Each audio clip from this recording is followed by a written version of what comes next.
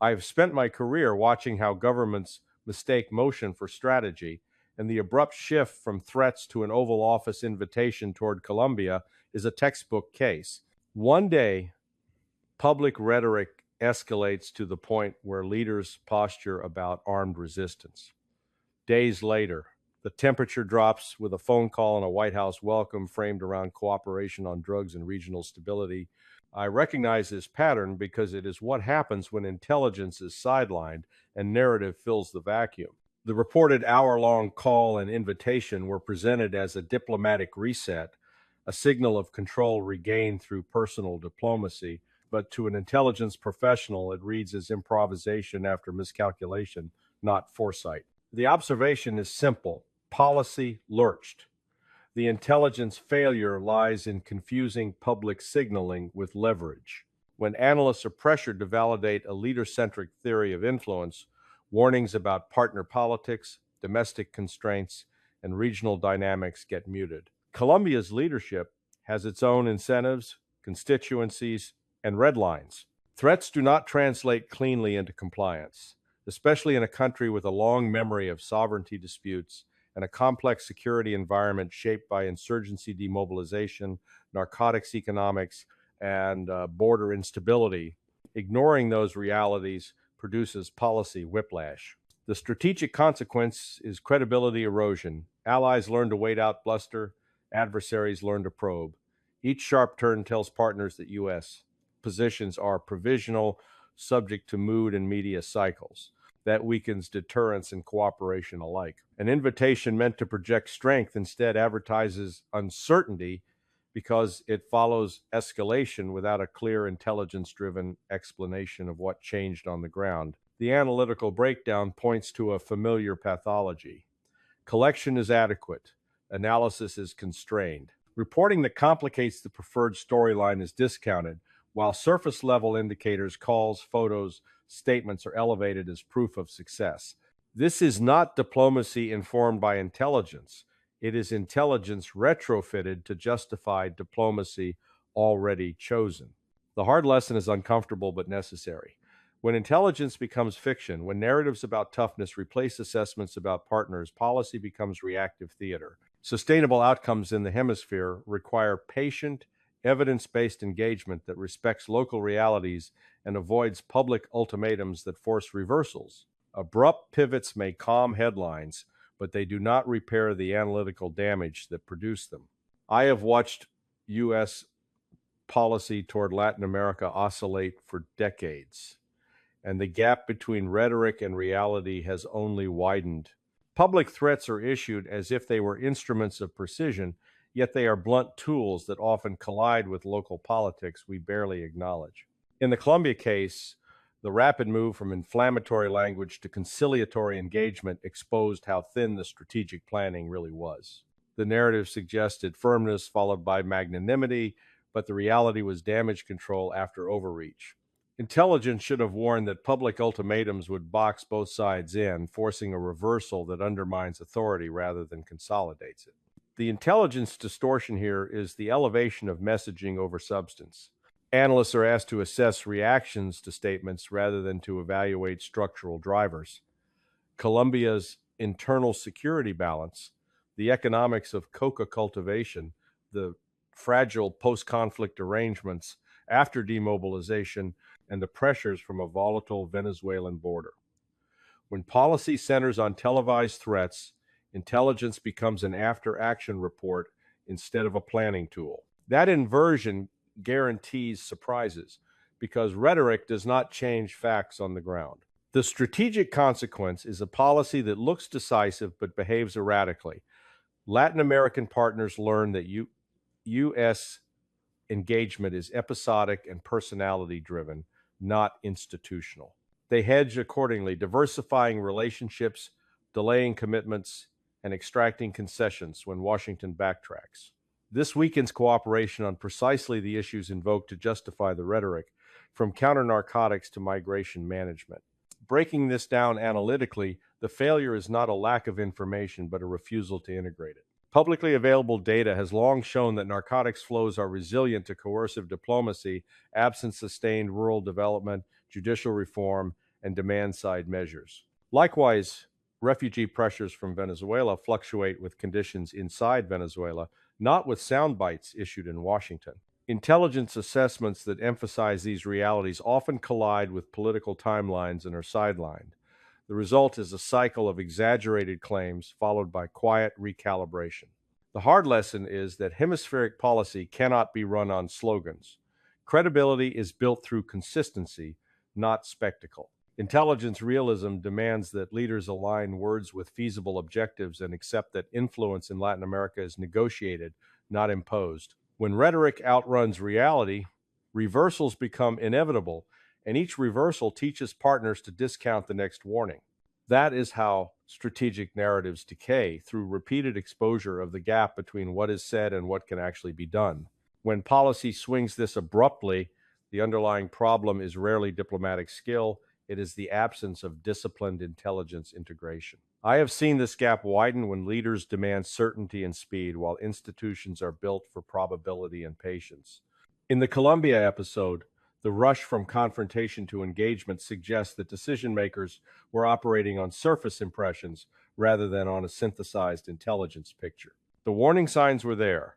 Colombia's leadership signaling domestic resolve, the limits of coercion in a sovereign partner, and the reputational costs of public threats. Those signals did not alter the course until the political cost became apparent, prompting a reversal framed as dialogue. The intelligence failure begins upstream.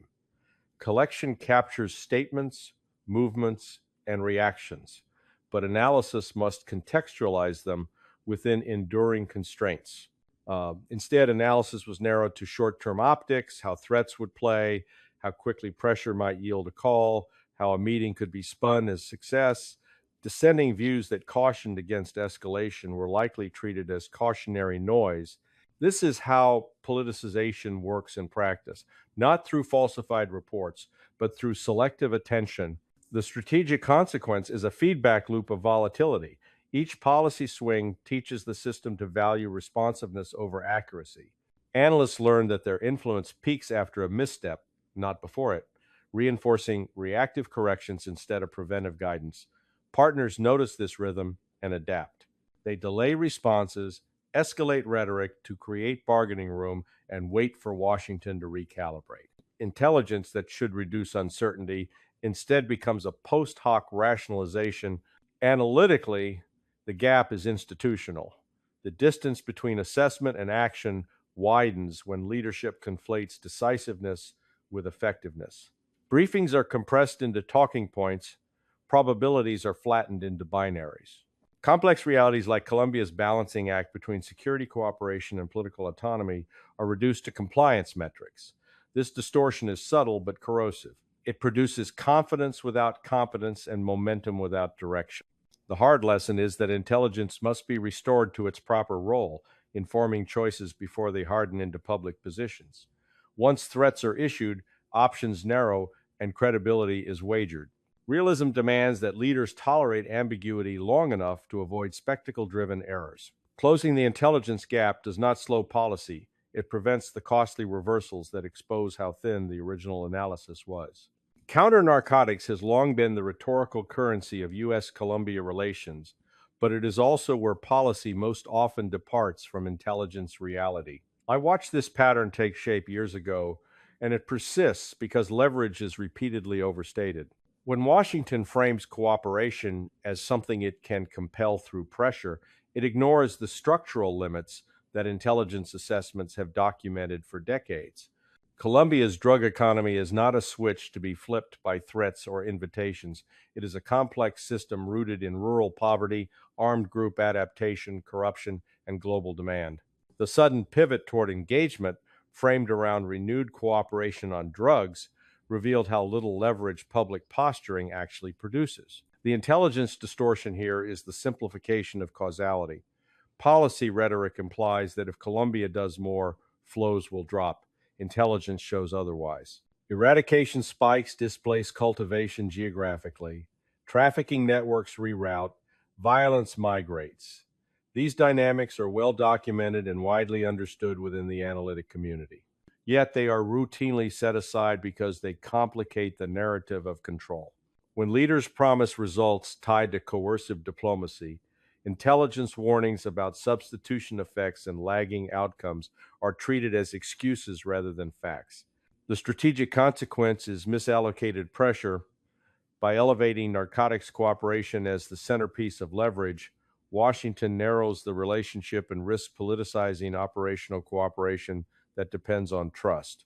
Colombian institutions hear the message clearly. Cooperation is conditional and transactional. That undermines sustained intelligence sharing, which thrives on predictability and mutual respect, not public ultimatums followed by abrupt resets. Breaking this down analytically, the mirage of leverage persists because metrics are chosen to flatter policy. Short-term seizure numbers and announcement-driven initiatives are highlighted, while long-term indicators, cultivation, resilience, price stability, demand elasticity are ignored. Intelligence assessments that emphasize these deeper measures often lose out to talking points that promise immediate impact. The result is a cycle of claims and corrections, each reinforcing skepticism among partners who see the pattern repeat. The hard lesson is that leverage built on misunderstanding collapses quickly. Effective counter-narcotics cooperation requires acknowledging limits, aligning expectations, and integrating intelligence honestly into policy design. When threats give way to invitations without a change in underlying realities, it signals that leverage was never real. That recognition should prompt humility, but too often it prompts another narrative reset. Intelligence realism demands the former, because only grounded expectations can sustain cooperation without eroding credibility. Few dynamics are as routinely exaggerated in Washington as the spillover from Venezuela. And I say that having watched intelligence estimates get bent to fit political urgency. In the Colombia pivot, refugee pressure and border instability were invoked to justify both escalation and engagement, as if the situation demanded immediate theatrical moves. The reality is more measured. Venezuela's outflows rise and fall with internal conditions, economic shocks, and enforcement patterns, not with statements issued abroad. Intelligence reporting has consistently shown that neighboring states prepare incrementally, adjusting capacity over time. The sudden framing of urgency served narrative needs, not analytic ones, and helped rationalize a rapid shift in posture toward Colombia. The intelligence failure lies in conflating contingency planning with imminent crisis. Analysts routinely model worst cases to inform preparedness, but those scenarios are not predictions. When leadership treats them as forecasts, urgency is manufactured. In this case, speculative concerns about border surges were elevated into policy drivers, crowding out sober assessments of absorptive capacity, humanitarian logistics, and regional coordination mechanisms already in place. Intelligence that stressed continuity and manageability was overshadowed by claims that demanded visible action. The strategic consequence is distortion of priorities.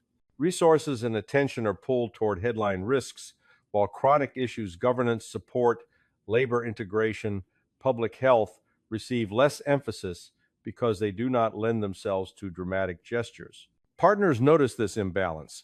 They learn that invoking crisis language can accelerate engagement, while steady cooperation is taken for granted. Over time, this incentive system degrades honest reporting and encourages alarmism. Analytically, the spillover narrative persists because it aligns with familiar regime change assumptions. If collapse is always imminent, then pressure and rapid realignment appear justified. Intelligence assessments that highlight regime resilience, adaptive coping mechanisms, and the slow grind of deterioration are less politically useful. They complicate the story and dilute urgency. The result is a cycle where intelligence nuance is treated as obstruction, and policy oscillates between panic and fatigue. The hard lesson is that manufactured urgency corrodes strategic judgment. Intelligence realism requires distinguishing between plausible risk and probable outcome, and resisting the temptation to dramatize uncertainty. When spillover narratives are used to excuse abrupt policy swings, credibility suffers twice, first with partners who see the exaggeration, and then with analysts whose assessments are repeatedly ignored. Stability in the region depends on measured responses grounded in evidence, not on crisis narratives designed to justify reversals. Credibility is the currency of intelligence-informed policy, and it is spent fastest when reversals are public and poorly explained. The Colombia episode made that damage visible. After threats harden positions and invite nationalist posturing, a sudden pivot to engagement signals not flexibility but inconsistency. I have seen this play out repeatedly. Allies recalibrate their expectations downward, and adversaries test boundaries upward. Intelligence warnings about these second-order effects are often acknowledged and then overridden because credibility loss is diffuse and delayed while political pressure is immediate. The intelligence distortion here is temporal. Decision makers discount future costs in favor of present relief. An invitation to the White House quiets a controversy today, but it mortgages trust tomorrow. Partners begin to ask whether U.S. commitments are durable or contingent on the next news cycle. Intelligence assessments that map these reputational trajectories rarely carry the same weight as tactical fixes, even though they are more predictive of long-term outcomes. The strategic consequence is erosion across relationships, not just one. When a single partner experiences abrupt escalation followed by conciliation, others infer risk. They hedge by slowing cooperation, diversifying partnerships, and insulating themselves from U.S. pressure. Intelligence sharing suffers in subtle ways. Less candor, delayed reporting, narrower collaboration. These are not dramatic ruptures. They are quiet degradations that accumulate until the system underperforms. Analytically, credibility damage is difficult to quantify, which makes it easy to ignore. There is no immediate metric for trust lost, no chart that captures skepticism gained. Yet intelligence professionals track indicators changes in access, tone, responsiveness that reveal the trend. In this case, the visible whiplash in policy sent a signal that analysis is subordinate to optics. That perception travels quickly among diplomatic and intelligence communities. The hard lesson is that credibility cannot be restored through gestures alone. Invitations and statements do not erase the memory of threats. They sit alongside them. Intelligence realism demands that leaders choose consistency over spectacle and accept that restraint often preserves more influence than bravado. When credibility damage is in plain sight, the repair requires time and disciplined policy, not another narrative pivot. Ignoring that truth ensures the next reversal will cost even more. I have learned the hard way that strategic narratives do not fail all at once. They decay through repetition of small, avoidable errors. The Colombia pivot was not catastrophic by itself, but it was emblematic. It showed how policy built on rhetoric rather than intelligence produces a cycle of escalation, retreat, and rebranding that erodes confidence incrementally. When intelligence assessments are used to justify decisions already made, rather than to shape them beforehand, analysis becomes fiction in service of narrative, and narrative replaces strategy. The core observation is straightforward. The United States retains immense capabilities, but capability without credibility is diminished power. Intelligence failures in this context are rarely about missing data. They are about willful blindness to inconvenient facts. Colombia's sovereignty, the limits of counter-narcotics leverage, the manageability of refugee pressures, and the reputational costs of public threats were all knowable. They were known. What failed was the institutional discipline to let those facts constrain rhetoric. The strategic consequence of this failure is cumulative. Each episode teaches partners to discount American declarations and to plan for reversals. Over time, this weakens coalition management, degrades intelligence sharing, and reduces deterrence.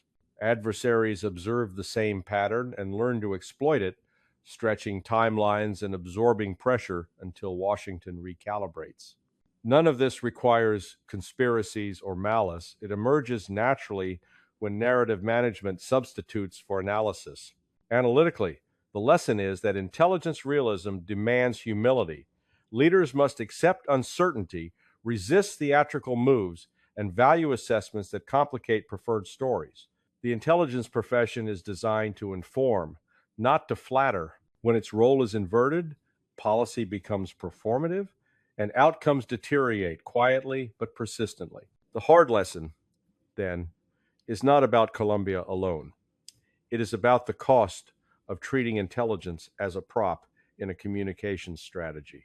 Rebuilding credibility requires recentering analysis, aligning words with feasible objectives, and abandoning the illusion that pressure without understanding produces control. Until that shift occurs, the American strategic narrative will continue to collapse under the weight of its own contradictions.